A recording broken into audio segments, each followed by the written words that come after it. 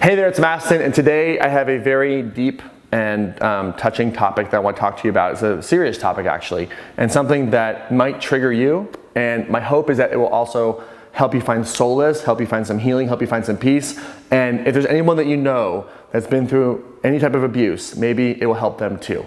And maybe it'll help you have a conversation with them that you can't necessarily have, okay? So today what we're gonna talk about is how to heal from abuse. And I have my notes in front of me here because it's a detailed topic and I can't hold all this information in my head all at once. So I do have my notes here that I'll be reading and going through as well. So abuse is something that is a worldwide epidemic, it's pandemic.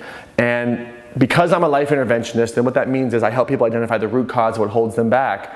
And at my seminars, at my retreats, in our online programs, I have very deep conversations with people about very profound things in their life.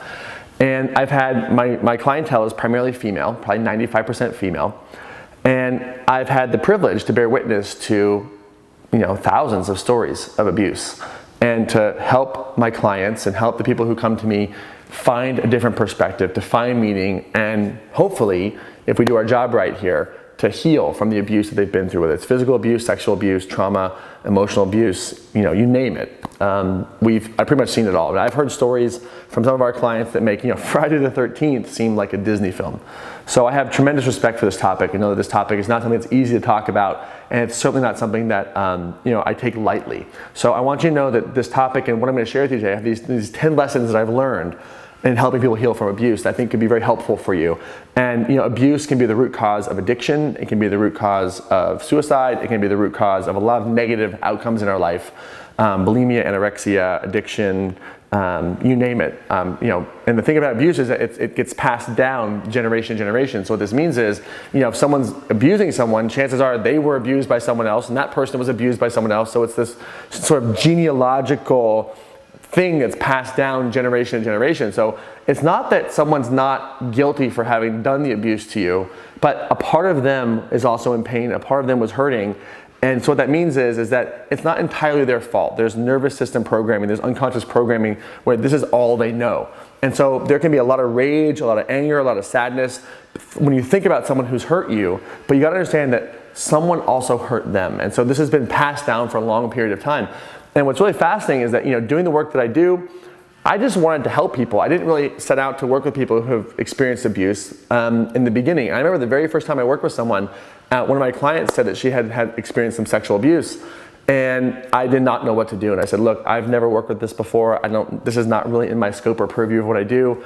I can try to help you, but this isn't really what I do. And she was in so much pain that she said, Mastin, you know what, whatever you gotta do, just help me because I'm in so much pain. So I started talking to her and taking her through some of our normal coaching and intervention processes and practices, and an amazing thing happened. I would literally use the word miracle, and I don't use that word lightly. A miracle happened. Within 6 months of working with me, she found gratitude for the person who abused her, and she found gratitude for her experience. Now, if you're fresh in this conversation of abuse, that might be too much to hear right now. So I'm not expecting you to be grateful right now, but what you can understand and maybe link into this idea is that at some point you can find relief beyond the pain that you're in. And the reason why this woman found gratitude for what she had been through is because she had some distance. She did a lot of healing work. So there's work involved in healing the trauma that you've been through.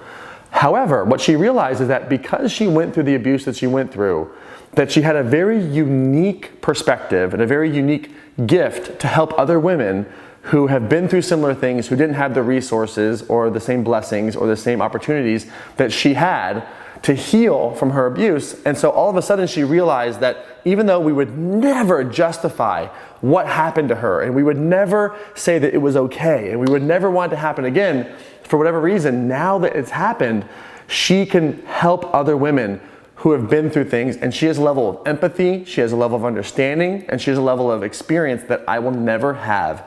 And when she realized that she could make an impact through this new awareness with women who have not had this experience, then all of a sudden it brought a level of meaning to what was otherwise terrifying and meaningless. And when you can bring meaning to things that don't have meaning, that is part of the process of how you heal. So when I saw this process happen, I was so astounded at this client and this woman's opportunity for herself and her resilience, her desire to heal, her desire to really do this work and to have those conversations, that I thought, wow, I think I can do more of this work. And so that was almost a decade ago, and I've worked with thousands of women between now and then, and I have these 10 takeaways about how to heal from abuse. So I want you to come to these 10 takeaways with an open mind. I want you to come to these 10 takeaways with a possibility this could happen, and to not beat yourself up or feel shame if it's not quite something you can grasp onto just yet, because that's okay. It takes time, it takes healing, it takes perspective to really get to the other side of hurtful moments. And the opportunity here is, my hope is that if you're just in the beginning, that this can help be a light on your pathway to help you know what's possible. And on top of that, if you're at a place where you're ready to really get beyond the abuse, this can help get you there faster. So the first thing you have to understand is that when you work on a topic like this, you gotta have a mentor. It's very difficult and almost, I would say, impossible to do it alone. You have to have a guiding force, a guiding light, someone who can look at your blind spots and help you identify them. It's really important to have a mentor. The next thing is that you can't heal your past until you feel the past. So what this means is there are tremendously painful things that we've been through in the past that we spend a lifetime running from. And what's amazing is that when you have the courage to just confront them and see them for what they really are, then they don't have any power over you. And those emotions take 90 seconds to feel. And when you let it pass, emotions take 90 seconds to feel, and tremendous emotions like significant overwhelm, anger, rage, and sadness take 15 minutes to pass. So you could spend a decade or more running from 15 minutes of emotion that you've been scared to feel. The other idea is that it's really counterproductive to tell somebody who's at the beginning of a trauma process to just get over it. That's not how it works. There is significant pain, there's significant trauma there. And what has to happen is, if you tell someone who's been through trauma, it's false evidence appearing real, and that's what fear is, you are doing them a disservice. Ultimately, fear is an illusion, but when someone's in acute pain, acute trauma, that advice does not help them, that advice does not serve them, and it's not good advice to share, because you want to validate their pain. They need to be seen, they need to be heard, they need to be recognized right where they are. And it's also important to understand that in the abuse process, there's no arrival point where like, now you're perfect and now you're fixed. It's a process that you're going to work with. This is your work now. This is not some arrival point where you have it perfectly figured out. It's an ebb and a flow. There's moments of clarity and gratitude, and there's moments of sadness and depression. And the idea is to flow with that and understand that as you apply what I'm teaching you here, that the highs get higher and the lows get higher too. Also, what's important is that when you've been through that abuse, it's important to see what happened in the past with new eyes, because the brain does something really interesting. It deletes, it generalizes, and it distorts. So what this means is you have turned something of the past that was abusive into something that was bigger than it really was, more important than it really was, and the person who did it to you has way more power than they really have. If you actually go back and look at what happened, you'll see that the person who hurt you, the person who caused this pain wasn't some big, gigantic, powerful monster, but they were actually a scared, hurt child in an adult body, most likely. And when you understand that they aren't all powerful and all evil, but they're really just in pain and they're hurting and they were abused too, it takes the power out of that memory. And all of a sudden, on some level, you can have compassion and empathy for the person who hurt you versus just rage and blame. So this takes some time to get sort of onto this idea of how to look at these people, not from the perspective of the abuser with all this power, but as like these hurt, traumatized children in an adult's body. But the thing is, you got to see it from a different perspective, because there are moments from the past that you deleted, you distorted, and you generalized so that you could cope to get through the pain. And I honor that. However, you don't remember the full picture, okay? And the other thing is, it's important to understand that the person who hurt you, that wound, the opportunity here is there's going to be an opportunity for empathy. Right? I'm not asking you to agree with what happened to you. I'm not asking you to endorse it. But when you can understand that the person who hurt you is also in pain, then all of a sudden you can start to take your power back, because they aren't all powerful. Very, very important. The sixth thing is this, is that you really want to be open to seeing the pain of this person who hurt you as the doorway to forgiveness. And people think that forgiveness is something that justifies what happens to them, like, oh well, if I forgive that person, then what they did to me is okay. So forgiveness doesn't justify what happened to you. Forgiveness isn't something that is, lets them off the hook. Forgiveness is like cutting a cord to your past and sets you free. It's actually tremendously selfish to forgive, because when you forgive someone, you understand they did the best they could from their perspective, as messed up and fucked up as it was. Then what you get to understand is that all of a sudden you're free from that, because you can forgive them for what they did while never justifying it. Forgiveness is not about changing the past. Forgiveness is changing how you relate to the past. And when you relate to the past in a different way, well, then all of a sudden your future is bright and beautiful. The next step is, after you understand this, you have to become willing to forgive. So it's not that you have to forgive them just now, but just become willing. Like, I'm willing to get free. I'm willing to forgive. I'm willing to cut the cords with my past because I want my future to be bright. I want my future to be amazing. I don't want the people who hurt me in the past to continue to hurt me now and to ruin my future. And then the idea is this: after you become willing to forgive, there's a really big aha moment, which is this. It's important to understand that when you forgive somebody, you take your power back. So if you're hurt, if you're stuck, if you're not moving forward because you were hurt in the past, the person who hurt you is still winning. So the best revenge is forgiveness. The best revenge is cutting the cord and setting yourself free. That is the best revenge. And this is the biggest aha. This is the aha that my client who found gratitude realized. She said, oh my God, if I don't forgive this person, they still control me. And you don't want the people who hurt you to control you, do you? I don't think so. So the only way to get free is forgiveness, is to accept what happened. We're not justifying it, we're not making it right, but it begins to cut the cord, and the benefit is your freedom, the benefit is your happiness, the benefit is living your purpose, the benefit is serving other people as well. This is massive, okay?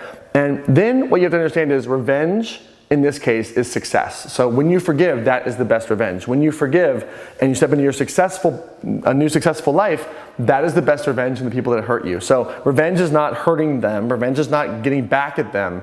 Revenge, in this case, is becoming more of yourself and becoming successful in spite of what happened to you.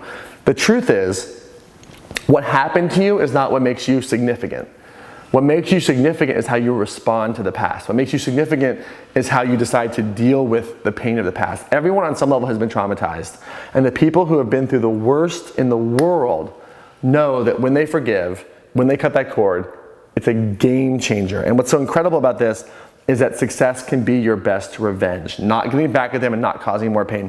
And then finally, the 10th step, and remember, this is the 10th step, not the first step. The 10th step is you realize that even when there's pain, there's a gift in the pain. There is always a rainbow in the thunderstorm. There's always a silver lining. So if you can find the gift in your pain, then what will happen is you will bring meaning to that pain. When you realize that you can serve other people with this pain, when you can have empathy and compassion for people who have been through similar things but don't have the resources or the grace to be able to hear the sound of these words, to be able to heal that process for themselves, then you can be the light to people who are in that darkness. So if you're still in the process of forgiving someone, if you're still in the process of cutting that cord, then harvest the gift and recognize that when you serve other people, when you cut that cord, when you forgive, you tap into the gift of that pain, and the gift of the pain is nothing short of healing yourself and healing the world. And so on some level, I don't know why this happened to you, but I know for sure is no matter what's happened to you, your spirit is resilient, your spirit is powerful, and that there's an essence, there's a part of you that is untouched and unwounded and unhurt by what's happened to you in the past. So you have an opportunity here to find the gift in the pain and turn that gift into service. This has been a very direct conversation. I invite you to listen to this podcast or this video a few times over to really pick up what I'm saying to you a couple times in a row. This is also a really incredible piece of content to send to people who are in pain right now. And just know that there's no arrival point, there's no perfection in getting this right. And that the pain of the past is your work now. And when you can go through these steps and you can work on forgiveness, you can work on figuring out what the gift is, and you can serve other people, you feel a little bit better every single day. And the highs will be higher and the lows will be higher too. So I hope that this podcast served you today. My deep intention here is to really communicate direct truth to you. That may not be politically correct. It may not be sugar-coated, but my deep wish is that you hear this and that this message can help you heal from the past, because no matter what you've been through, there's a part of you that is stronger than any pain of the past. My greatest wish, as always, is that you get out there, take action, and make it real. We'll see you soon.